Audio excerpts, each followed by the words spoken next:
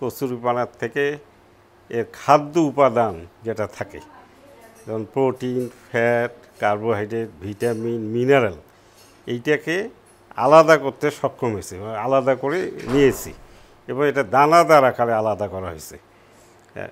করার ফলে এখন এইটার বিভিন্নমুখী ব্যবহার পাওয়া যায়।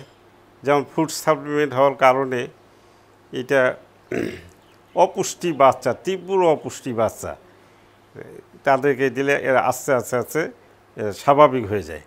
আর তাছাড়া ওই প্রতিবন্ধী বাচ্চা দেখালো যাদের বয়স 2 বছর, 3 বছর, 4 বছর, হাঁটে না, কথা বলে না, মুখ দিয়ে নালা পড়ে, এমন বাচ্চাদেরকে দিলে এরা 7 মাস 8 মাস ধরে ওষুধ ইউজ করলে বা 1 বছর ধরে যে ইউজ করে, আস্তে আস্তে এই বাচ্চাগুলো স্বাভাবিক হয়ে যায়। এটা মানুষ ব্যবহার করলে, কোনো প্রাণী ব্যবহার করলে ক্ষতিকর দিক আছে কি না, এটাও আমাদের science laboratory Chittagong science laboratory এটাও পরীক্ষা করে নেওয়া হয়েছে। তাতে দেখা গেছে যে না, একটা নির্দিষ্ট ডোজ আছে, এই ডোজের মধ্যে খাইলে কোনো প্রকার সমস্যা হয় না।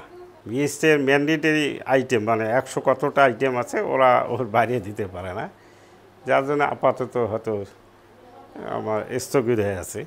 তো ওই মাঝে যে হতাশ হয়ে যে গবেষণা করছে, যে ওষুধ তৈরি করার পরেও যদি এটা অনুমোদনের জন্য আবার যদি হয়রান হতে হয়, তাহলে কিসের গবেষণা। আপনার পটাশিয়াম একটু বেশি থাকে, তো লবণ আছে, খাইতে একটু লবণ লাগে আর কি, ভালো স্বাদ নাই।